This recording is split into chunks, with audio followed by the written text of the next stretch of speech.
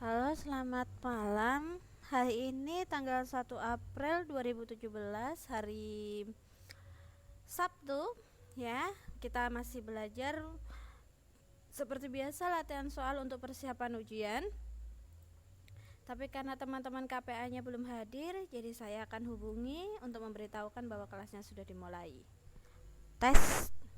Oke.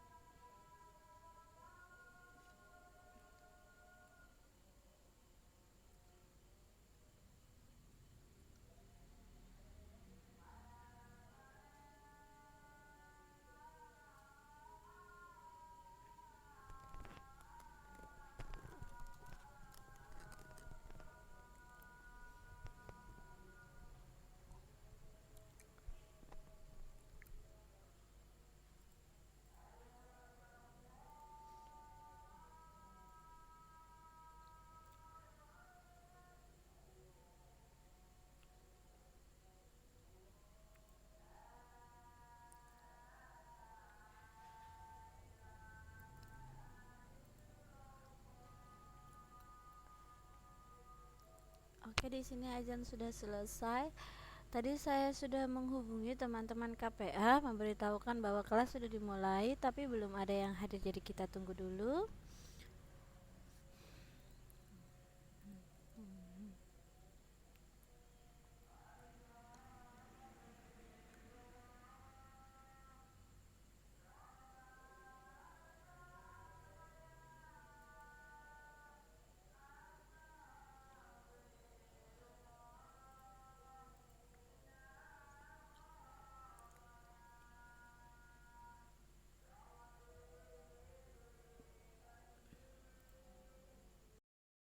Halo, bisa dengar suara saya jelas ya Dek ya? Untuk tampilannya bagaimana? Oke?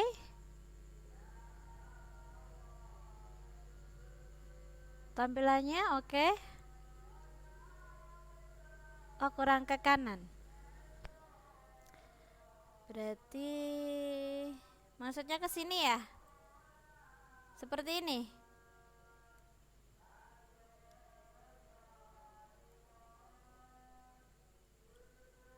Oh, kelebihan dikit. Seperti ini. Oke. Kita tunggu 2 menitan lagi teman-temannya ya Denaila ya, karena ini baru ada Mbak Inci masuk. Ada Mbak Inci dan Mbak Mariam. Saya sapa dulu, selamat malam Mbak Inci sama Mbak Mariam. Bisa dengar suara saya? Apa kabarnya Mbak? Malam juga. Untuk tampilannya oke Mbak? Oke ya. Untuk Mbak Enci oke. Mbak Mariam bagaimana tampilannya?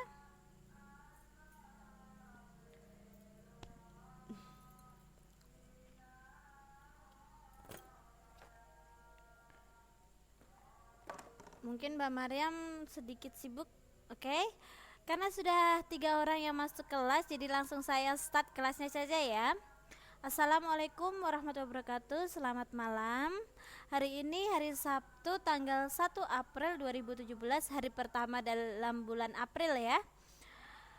Oke, kita akan belajar ilmu pengetahuan sosial. Kemarin kita sudah mengerjakan latihan soal sampai nomor 12. Nah, tetapi sebelum ini saya mengajak teman-teman untuk latihan soal, saya ingin mengajak teman-teman mengingat detik-detik proklamasi.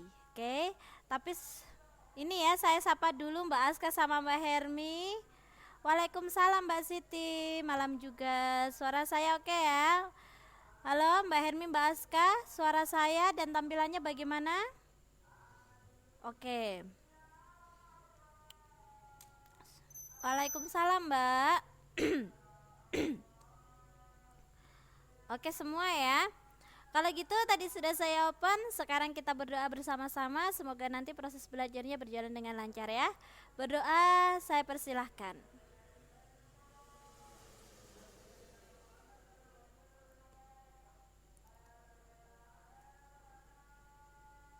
Oke, berdoa selesai, terima kasih. Langsung saja saya akan mengajak teman-teman untuk mengingat ya sejarah tentang detik-detik proklamasi. Jadi tragedi apa saja sih yang terjadi mendekati hari kemerdekaan kita, yaitu tanggal 17 Agustus tahun 1945.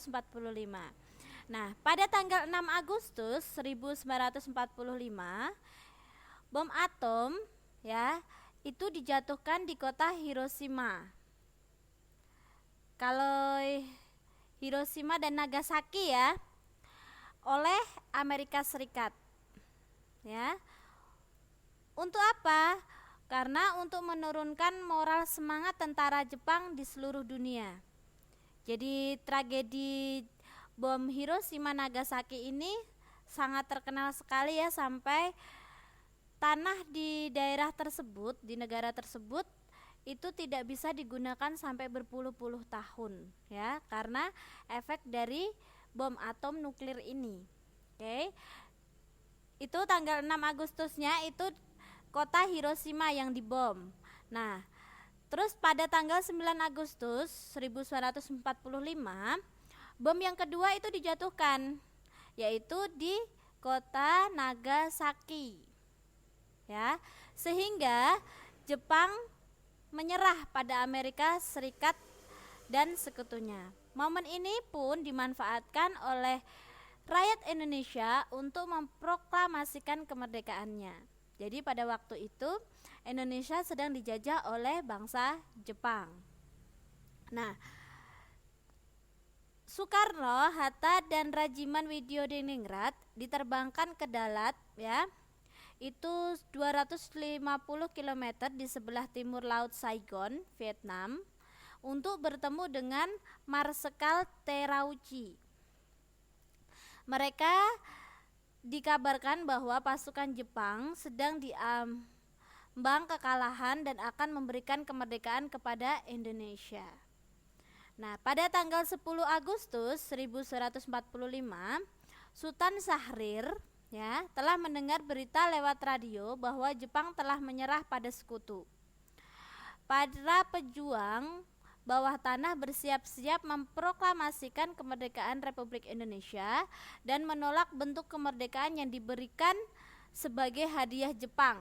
Jadi rakyat Indonesia tidak mau kalau kemerdekaan itu diberikan sebagai hadiah dari bangsa lain, karena rakyat Indonesia ingin merdeka ini ya murni perjuangan kita sendiri, bukan sebagai hadiah dari bangsa lain, ya. Terus pada tanggal 12 Agustus 1145 Jepang melalui Marsekal Terauchi di Dalat, Vietnam, mengatakan kepada Soekarno, Hatta, dan Rajiman bahwa pemerintah Jepang akan segera memberikan kemerdekaan kepada Indonesia dan proklamasi kemerdekaan dapat dilaksanakan dalam beberapa hari, tergantung cara kerja PPKI. Nah, meskipun demikian, Jepang menginginkan kemerdekaan Indonesia pada tanggal 24 Agustus. Awalnya penentuan kemerdekaan itu diinginkan pada tanggal 24 Agustus, tetapi pada faktanya kita bangsa Indonesia merdeka pada tanggal 17 Agustus. Kenapa seperti itu? Seperti ini ceritanya. 2 hari kemudian, saat Soekarno, Hatta, dan Rajiman kembali ke tanah air dari Dalat, Sultan Syahrir mendesak agar Soekarno segera memproklamasikan kemerdekaan karena menganggap hasil pertemuan di Dalat sebagai tipu muslihat Jepang. Soekarno belum yakin bahwa Jepang memang telah menyerah, dan proklamasi kemerdekaan RI saat itu dapat menimbulkan pertumpahan darah yang besar dan dapat berakibat sangat fatal jika para pejuang Indonesia belum siap. Nah, kemudian itu tadi kan kembali dari dari Dalat itu tanggal 12 Agustus, ya. Berarti 2 hari kemudian itu pada tanggal 14 Agustus, dan ini masih tanggal 14 Agustus 1945, Jepang menyerah kepada sekutu. Tentara dan angkatan laut Jepang masih berkuasa di Indonesia karena Jepang telah berjanji akan mengembalikan kekuasaan di Indonesia ke tangan sekutu. Setelah mendengar desas-desus Jepang bakal bertekuk lutut, golongan muda mendesak golongan tua untuk segera memproklamasikan kemerdekaan Indonesia. Namun golongan tua tidak ingin terburu-buru. Mereka tidak ingin terjadinya pertumpahan darah pada saat proklamasi. Konsultasi pun dilakukan dalam bentuk rapat PPKI. Jadi teman-teman masih ingat ya, jadi sebelum dibentuknya PPKI itu dibentuk juga BPUPKI, ya. Setelah sidang pertama, BPUPKI ini mengalami reses istirahat selama 1 bulan, maka dibentuklah sebuah panitia kecil yang terdiri dari 9 orang yang disebut dengan panitia 9, yang tugasnya itu menerima aspirasi yang mendukung kemerdekaan ini ya, kemerdekaan Republik Indonesia, ya. Dia menerima aspirasi dari semua pihak dalam mendukung kemerdekaan Indonesia. Itu adalah tugas dari panitia 9. Nah, setelah panitia 9 ini selesai, BPU ini ya, BPUPKI. Maaf saya nulisnya salah, BPUPKI setelah mengalami reses, dia mengadakan sidang kedua.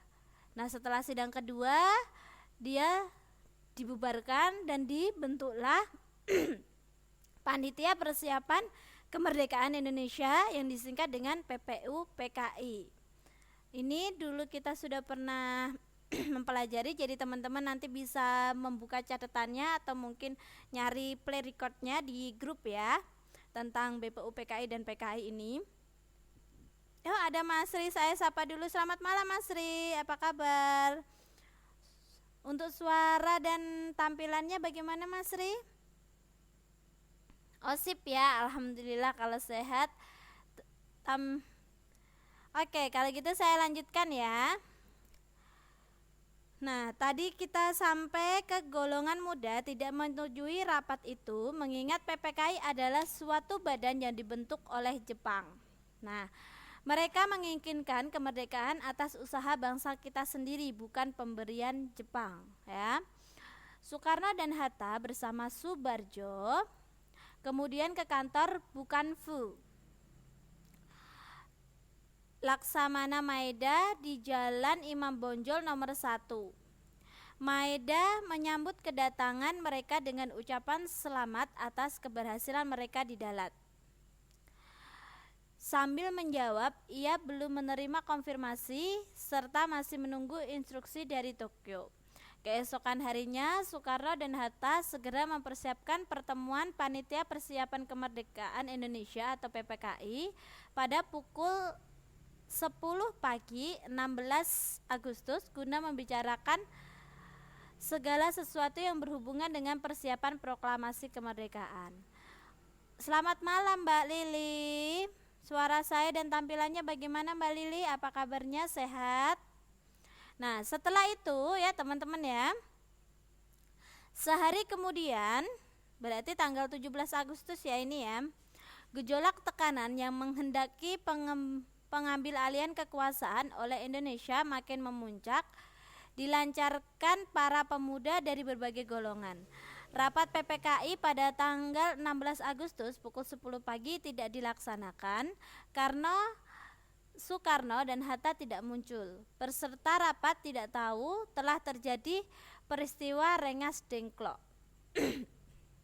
Nah, pada dini hari ya, dini hari tanggal 16 Agustus 1945, para pemuda pejuang termasuk Hairul Saleh, Sukarni, Wikana, Sodanco Singgih, dan pemuda lainnya membawa Soekarno bersama Fatmawati dan Guntur yang berusia 9 bulan dan Hatta ke Rengas Dengklok. Jadi peristiwa Rengas Dengklok itu penculikan ini ya, para pemuda ya terhadap Soekarno, Fatmawati ya dan juga Hatta ini dibawa ke Rengas Dengklok, makanya disebut dengan peristiwa Rengas Dengklok yang kemudian ini ya dikenal dengan peristiwa Rengas Dengklok.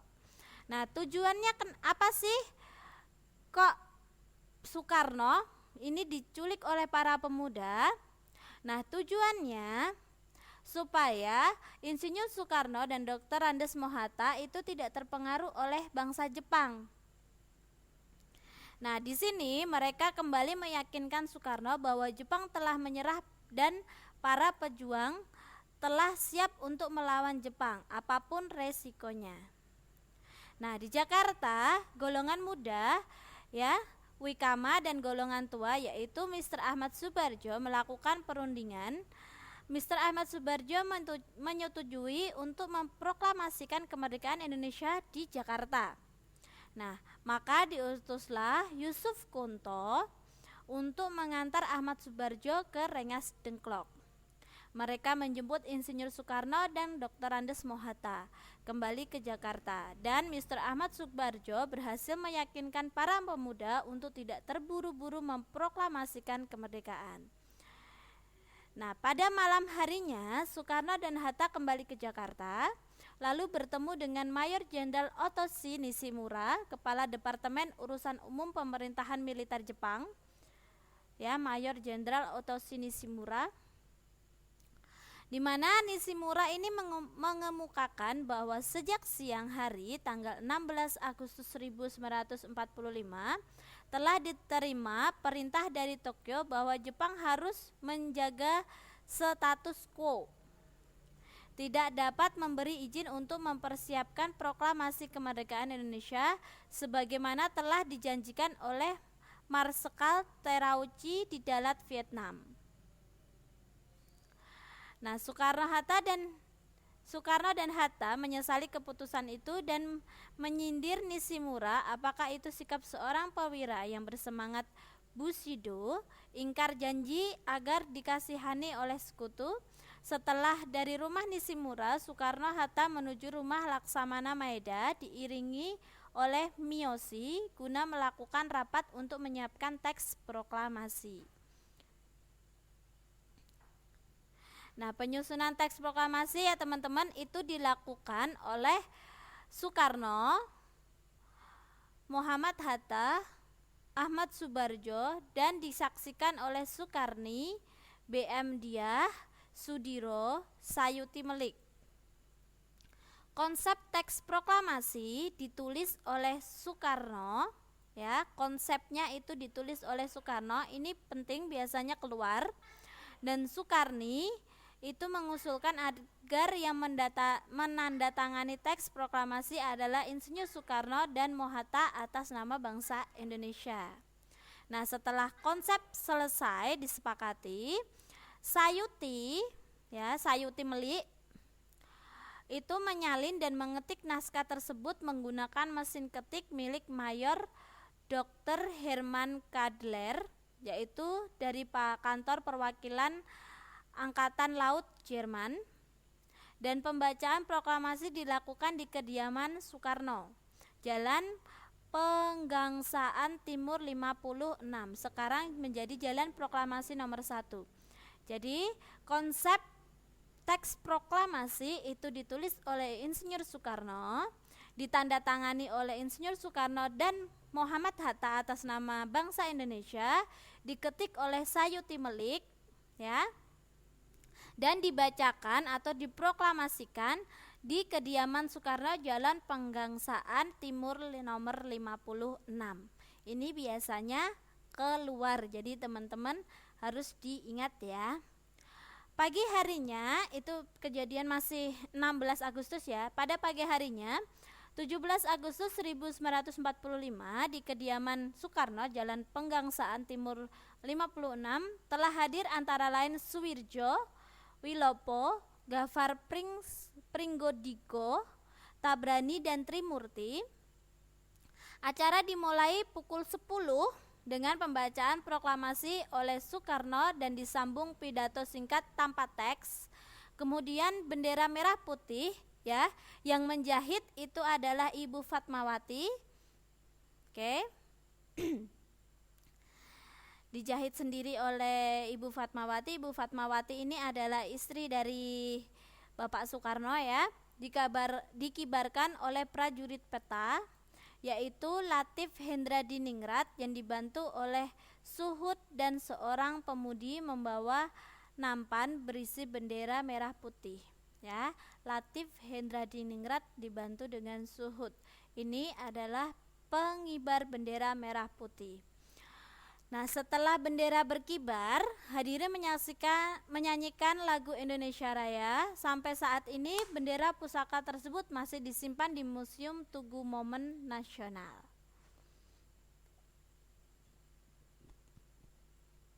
Nah, pada tanggal 18 Agustus 1945,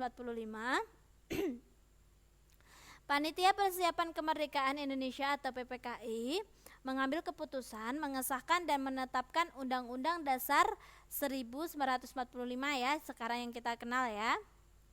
Dengan demikian terbentuklah Pemerintahan Negara Kesatuan Indonesia yang berbentuk Republik atau NKRI.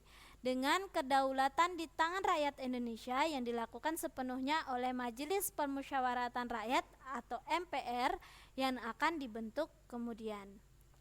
Nah, terus kemudian terakhir, setelah itu Soekarno dan Mohatta terpilih atas usul dari Otto Iskandar Dinata dan persetujuan dari PPKI sebagai Presiden dan Wakil Presiden Republik Indonesia yang pertama.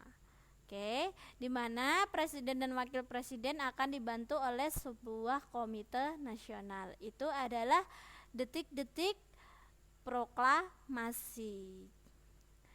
Nah, teman-teman sudah mendapatkan ilmu tentang proklamasi. Nanti di soal ada tentang proklamasi, makanya saya memberikan ini dulu. Nah, tapi sebelum itu kita lanjutkan pengerjaan soal yang kemarin. Kemarin kita sudah sampai nomor 12 ya. Untuk tampilannya kelihatan teman-teman? Bagaimana untuk tampilannya? Sekarang saya sudah berubah ke soal. Oke. Nah, nomor 12. Oke semua ya. Sebentar.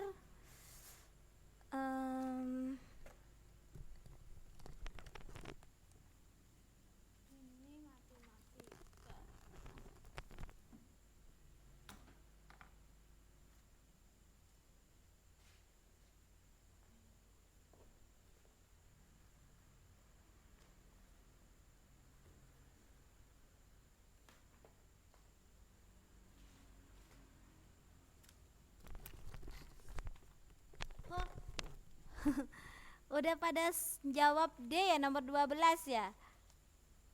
Iya Mbak, tadi saya ambil buku sebentar. Oke, nomor 12 saya baca dulu ya. Tadi sebagian sudah jawab D. 1. Mebel ukir kayu. 2. Kerajinan monel. 3. Gerabah. 4. Anyaman rotan. Usaha kerajinan yang sudah masuk komoditas ekspor Indonesia adalah A13, B23, C34, D14. Oke, tadi Masri sama siapa tadi yang sudah jawab D? Mbak Mariam, D Naila, Mbak Enci juga D. Oke, tepat sekali ya. Yang sudah masuk komoditas ekspor itu adalah mebel, ukir kayu, dan anyaman rotan. Ada yang masih ingat ekspor itu apa sih? Ayo. Ada yang masih ingat ekspor itu apa? Mas Rita dulu, kok sudah nomor 13 saya tanya tuh dulu. Pengertian ekspor ini apa? Pengiriman ke luar negeri. Mbak Hermi. Ada yang lain?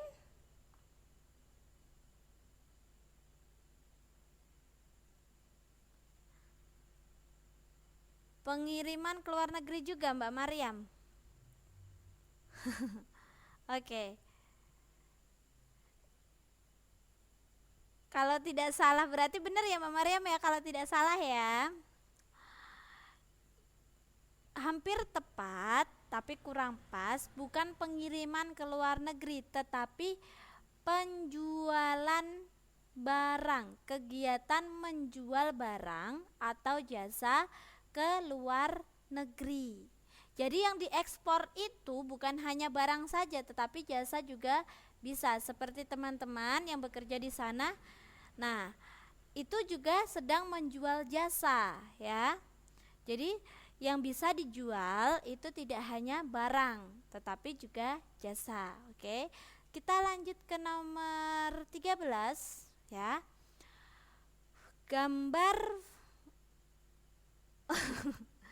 Gambar foto di samping adalah pahlawan nasional bernama A. Pangeran Antasari dari Kalimantan, B. Pangeran Diponegoro dari Yogyakarta, C. Teuku Umar dari Aceh, D. Sultan Hasanuddin dari Makassar. Nomor 13 itu gambarnya siapa? Mbak Aska menjawab Pangeran Diponegoro, Mbak Lili juga.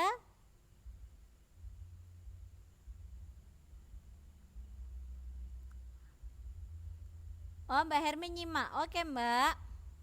Mbak Mariam nyimak. Oke, Mbak Enci. Kok Mbak Mariam nyimak, maaf. Mbak Mariam menjawab B, Pangeran Diponegoro. Mbak Enci juga. Oke, Mas Ri juga Pangeran Diponegoro. Dek Naila bagaimana? Oh, suaranya dangdutan. Yang lain suara saya juga dangdutan enggak? Oh, Dek Naila sudah ya? Kok saya enggak lihat, Dek? Oh iya tadi. Iya, Dek, udah. Maaf. Sebentar saya cek. Oh, Mas, kadang-kadang ya. Kalau gitu saya logout sebentar ya. Oke, saya jawab dulu. Tepat jawabannya Pangeran Diponegoro. Karena suaranya dangdutan, diskoan, ya lagi dugem, saya logout dulu sebentar ya teman-teman ya.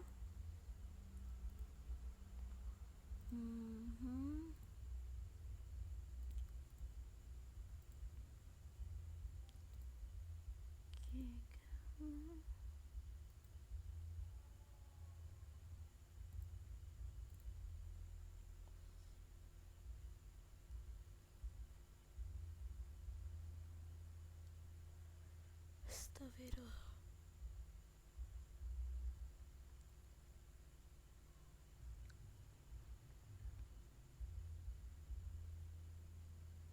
Halo, kalau sekarang bagaimana Mbak? Mas, masihkah dangdutan suaranya? Oke ya. Nah, ini kan teman-teman sudah tahu gambarnya Pangeran Diponegoro. Nah, saya ingin nunjukin ke teman-teman seperti apa sih foto dari Pangeran Antasari dari Kalimantan, Teuku Umar dari Aceh, dan Sultan Hasanuddin dari Makassar. Oke, ini saya sudah keep fotonya. Kelihatan teman-teman?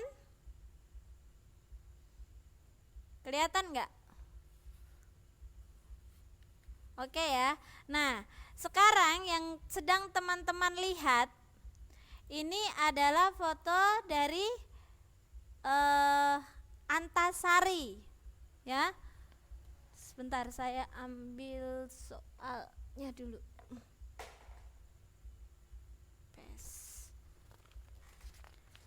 Nah, yang kalau teman-teman lihat ini adalah Pangeran Antasari dari Kalimantan, ya. Terus yang ini tadi yang teman-teman lihat itu adalah Pangeran Diponegoro dari Yogyakarta.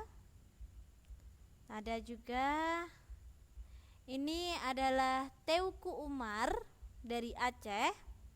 Bisa diingat-ingat gambarnya. Jadi nanti kalau sekiranya waktu tes keluar, jadi teman-teman tahu oh ini namanya ini. Dan yang terakhir ini adalah Sultan Hasanuddin dari Makassar. Oke, bisa diingat-ingat ya teman-teman ya. Sultan Hasanuddin, Teuku Umar. Oke, saya balik lagi ke soal. Oke, nomor 14. Dalam sejarah penduduk Belanda di Indonesia pada abad ke-16, Belanda mendirikan kongsi dagang bernama VOC. Kerugian yang diderita bangsa Indonesia akibat didirikannya VOC seperti berikut ini adalah: A. Barang dagangan banyak dikuasai dan dimonopoli Indonesia. B. Rakyat tidak bisa menentukan harga barang, harga ditentukan oleh Belanda. C. Kehidupan rakyat makmur karena penjualan barang yang murah. D. Barang dagangan Indonesia menjadi terkenal di Eropa. Kira-kira yang mana 14 A, B, C, D? Didirikannya VOC sehingga menyebabkan rakyat Indonesia mengalami kerugian yang sangat besar. Salah satu contohnya itu seperti di bawah ini ABC. VOC itu tadi Mbak, kongsi dagang yang didirikan oleh Belanda. Jadi semacam kayak organisasi perdagangan, tetapi dia didirikan oleh Belanda. Tapi yang ini apa sih istilahnya? Kalau saya bukan jadi saya nyebutnya gimana ya, keder. Barang yang dijual itu dari rakyat Indonesia, ya. Terus yang menjalankan perdagangan yang menentukan harga dan mata uang dalam perdagangan itu pun menggunakan mata uang Belanda. Nah, ini jadi seperti Indonesia yang melakukan perdagangan tetapi dikuasai atau dimonopoli oleh bangsa Belanda. Seperti itu. Mbak Lili yang B. Oke, yang lain boleh dicoba. Yang B.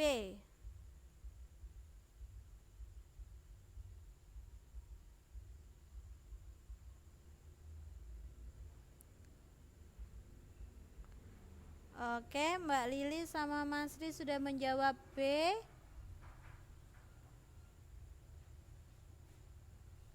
Oke, Mbak Hermi, boleh. Denaila B. Oke, saya lanjut ya. Saya anggap tepat sekali karena VOC ini badan perdagangan yang dibentuk oleh Belanda. Ya, di dalam sistem perdagangannya ini walaupun barangnya itu milik rakyat Indonesia, tetapi yang berkuasa ya dalam perdagangan itu adalah Belanda.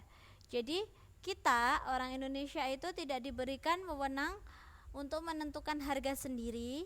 Jadi harganya ditentukan oleh Belanda dan mata uang dalam perdagangan itu yang digunakan adalah mata uang Belanda ya. Oke, saya lanjut ke nomor 15. Tokoh pada foto di samping adalah tokoh pahlawan proklamator Indonesia bernama A. Dr. Andes Muhammad Hatta, B. Muhammad Yamin, C. Muhammad Ahmad Subarjo, D. Adam Malik. Oke, A.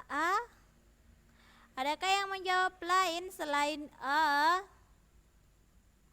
Oke, tepat sekali.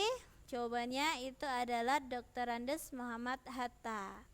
Nah, saya juga sudah mengkip foto seperti apa sih wajah Bapak Muhammad Yamin, Mr. Ahmad Subarjo, dan Adam Malik. Oke, saya akan turunkan fotonya. Nah, ini tadi Dr. Andes Muhammad Hatta ya, pakai kacamata seperti itu bapaknya. Teman-teman bisa diingat-ingat. Nah, terus ini adalah foto dari Bapak Muhammad Yamin. Oke, bisa diingat-ingat gambarnya Bapak Muhammad Yamin. Terus saya turunkan lagi, ini adalah Mr. Ahmad Subarjo ya. Beliau sudah memiliki ini title Profesor Mr. Ahmad Subarjo. Oke. Terus ini adalah foto dari Bapak Adam Malik. Oke, bisa diingat-ingat ya teman-teman ya. Oke, kalau gitu saya lanjutkan ke nomor 16. Oke. Nomor 16. Perhatikan nama-nama tokoh perjuangan kemerdekaan berikut ini. 1.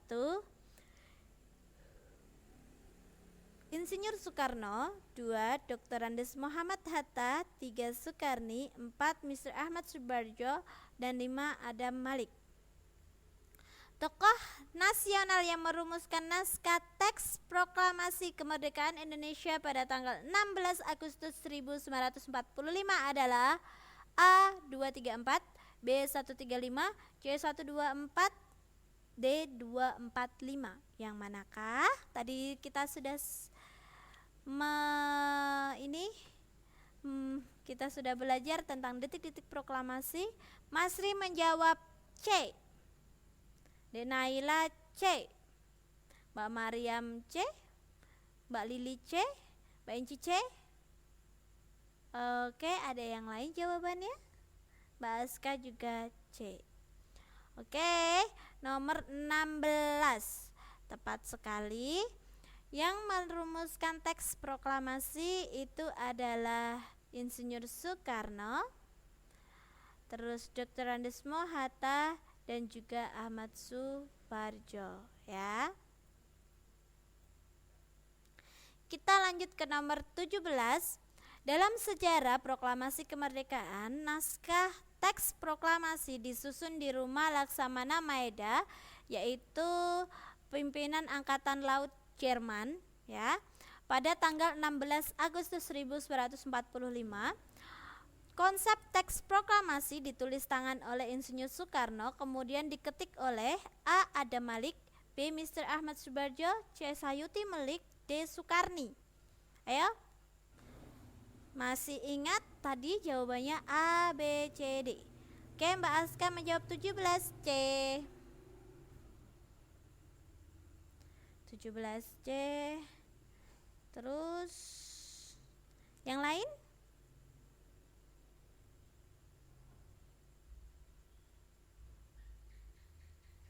Denaila C.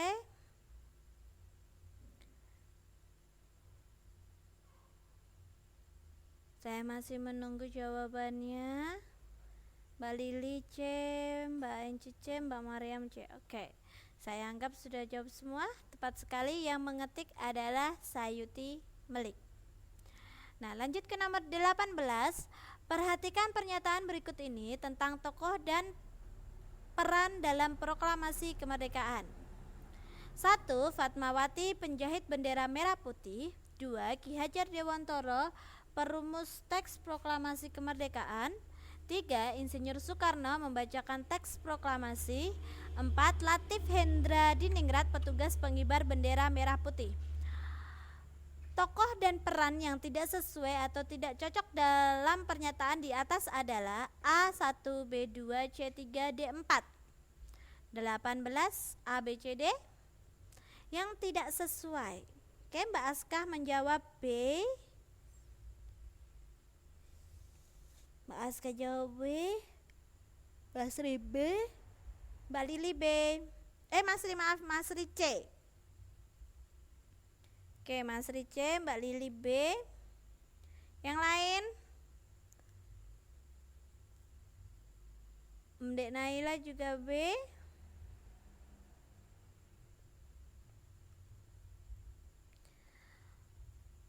Mbak Enci B. Sudah jawab semua kah? 1, 2, 3, 4, 5, 6. 1, 2, 3, 4, 5. Oke, nomor 18 ada 2 jawaban, B dan C. Sekarang kita lihat, kita bahas ya. Fatmawati, penjahit bendera merah putih, betul? Betul enggak yang menjahit bendera merah putih itu Ibu Fatmawati? Betul apa salah nih teman-teman? Betul ya. Nah, nomor 2, Ki Hajar Dewantoro, perumus teks proklamasi, betul apa salah? Siapakah yang merumuskan teks proklamasi? Apakah Ki Hajar Dewantoro? Bagaimana? Teks proklamasi, betulkah yang merumuskan itu Ki Hajar Dewantoro? Halo? Tadi ini loh, teks proklamasi dirumuskan oleh siapa tadi ini di sini? Ada 3 orang, yaitu Insinyur Soekarno, Mohatta, dan Ahmad Subarjo.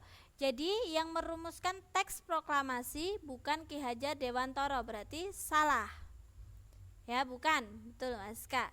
Nah, nomor 3, Insinyur Soekarno membacakan teks proklamasi. Jadi tanggal 17 Agustus pukul 10 di kediaman beliau di Jalan Penggangsaan nomor 56. Benarkah yang membaca teks proklamasi itu adalah Insinyur Soekarno? Yang membaca benar apa salah? Benar. Oke. Nah, Latif Hendra Diningrat, petugas pengibar bendera merah putih. Benar? Tadi yang mengibarkan bendera merah putih itu Latif Hendra Diningrat. Benar. Jadi yang mengibarkan bendera merah putih itu dari peta, yaitu Latif Hendra Diningrat, dan dibantu oleh tadi Kok saya ngeblank? Tadi itu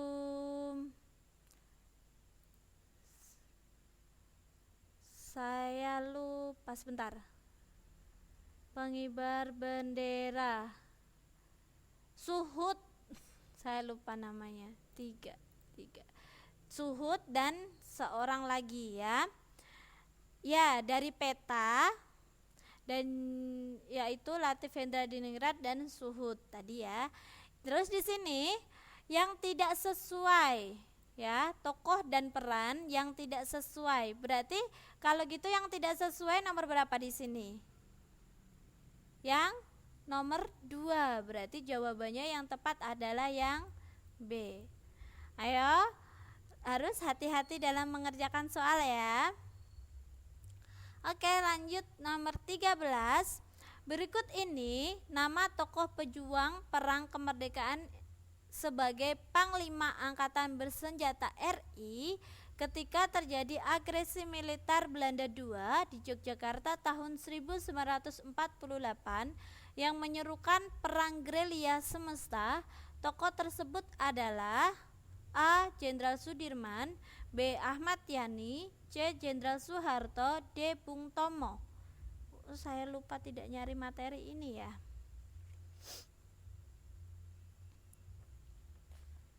Ini tentang ini tuh. Oke, Mbak Aska A, Mbak Lili A, Mas Ri A,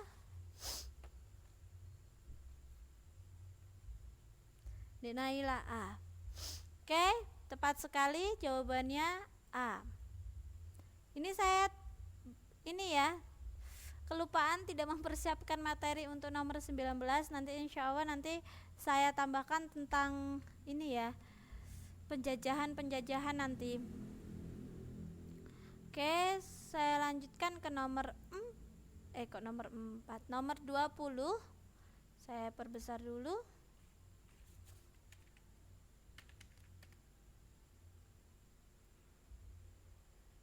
Sudah kelihatan teman-teman untuk ini tampilannya?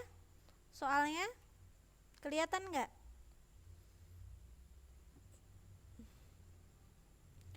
Halo, bisa dikonfirmasi? Sudah ya? Oke, nomor 20. Tokoh pejuang kemerdekaan ini berperan sebagai kepala utusan perwakilan Indonesia dalam konferensi meja bundar atau KMB di Belanda tahun 1949. Tokoh ini pula menandatangani hasil KMB, yaitu pengakuan kedaulatan RI oleh Belanda. Tokoh yang dimaksud adalah A. Dr. Andes Mohatta, B. Adam Malik, C. Moyahmin, dan D. Sri Sultan Hamengkubuwono ke-9. 20. Siapakah? Mas Ri C. Yang lain? Tokoh kemerdekaan RI yang sebagai kepala utusan perwakilan Indonesia dalam konferensi meja bundar yang diadakan di Belanda tahun 1949 dan juga menandatangani hasil KMB, yaitu pengakuan kedaulatan RI oleh Belanda. Nah, tokoh tersebut ialah siapa? A, B, C, D. Mas Ri sudah menjawab C, yang lain boleh menjawab, saya tunggu jawabannya. Mbak Aska A.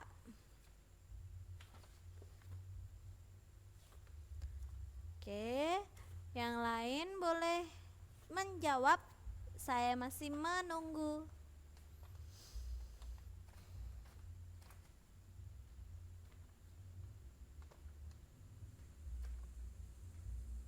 Oke, kalau gitu ada C dan A. Jawaban yang tepat adalah Mbak Lili menjawab A. Oke, tepat sekali, jawabannya yang tepat adalah A. Jadi Dr. Andes Muhammad Hatta. Oke, saya lanjutkan ke nomor 21. Ini ada kotak alfabet ya. Nama kota yang pernah menjadi ibu kota RI selain Jakarta dapat ditemukan dalam susunan huruf pada kolom atau baris tabel di atas. Nama kota Yang dimaksud adalah A. Semarang, B. Yogyakarta, C. Surabaya, D. Kudus. Yang manakah? 21 B. Masri B, Mbak Aska D. Oke.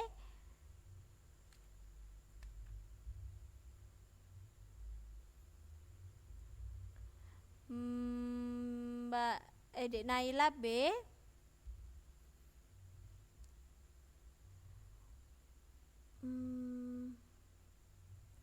Oke, Mbak Lili B, Mbak Enci B. Oke. Di sini ini banyak sekali ya nama kota di sini. Saya lihat ini ada Solo, ada Kudus, terus ada Jepara. Kota saya ini Jepara. Ada Pati, ada Sragen, ada Surabaya, ada mana lagi nih? Klaten, terus ada Yogyakarta. Ini Yogyakarta. Banyak sekali. Ada Semarang juga. Ya, ada Semarang. Ada mana lagi? Kamatu. Nah, sementara ini saja ya. Nah, banyak sekali kota di sini, tapi yang diminta adalah kota yang pernah menjadi ibu kota RI selain Jakarta. Jadi, dalam sejarahnya negara kita dulu itu ibu kotanya berada di Yogyakarta. Terus dipindah ke Sunda Kelapa. Nah, Sunda Kelapa inilah yang sekarang kita kenal dengan Jakarta ya. Jadi jawaban yang tepat adalah Yogyakarta. Oke. Nomor 22. Pada saat sekarang ini pemerintah menggalakkan pariwisata dengan cara menetapkan kawasan wisata. Latar belakang suatu daerah atau kawasan ditetapkan sebagai kawasan agrowisata adalah sebagai berikut, kecuali A. Sarana dan prasarana mendukung untuk dijadikan kawasan wisata. B. Terdapat objek tanaman atau lahan pertanian yang menarik. C. Tempatnya jauh di pelosok desa. D. Mendapat dukungan masyarakat sekitar kawasan. Nomor 22 masih menjawab A. Jangan terkecoh dengan kata kecuali. Berarti semua adalah syarat, kecuali berarti yang tidak syarat. Tidak syarat suatu daerah dijadikan kawasan agrowisata. Ayo. Nomor 22. Oh, ini diingatkan waktu kita tinggal 5 menit lagi. Masri, baru Masri saja yang menjawab 22. Syarat suatu tempat dijadikan atau ditetapkan menjadi kawasan agrowisata, kecuali berarti yang bukan syarat. Masri menjawab A. Yang lain saya tunggu jawabannya, masih ada 4,5 menit lagi.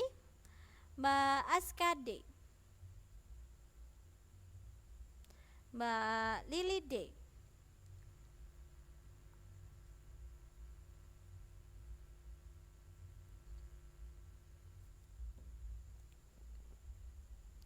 Yang lain?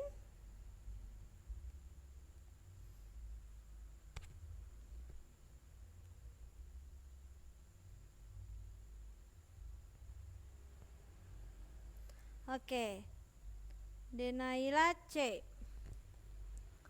Oke, kita bahas ya, masih 3 menit ini. Mbak Mariam juga C. Nah, kita bahas dari A. Sarana dan prasarana mendukung untuk dijadikan kawasan wisata.